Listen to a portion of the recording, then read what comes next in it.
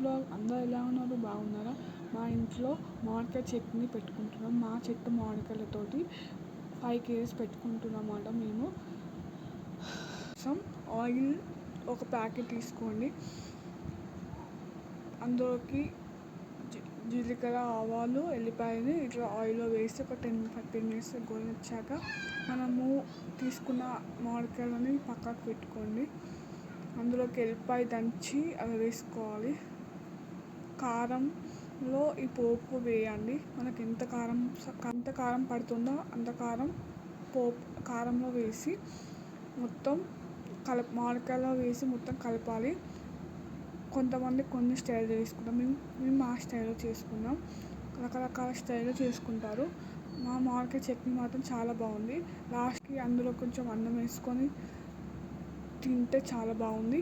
మేమైతే తిన్నాను, చాలా బాగుంది టేస్ట్. ఇట్లా బాక్స్లో పెట్టుకొని మేము మా ఇంటికి బయలుదేరాం. Bye bye.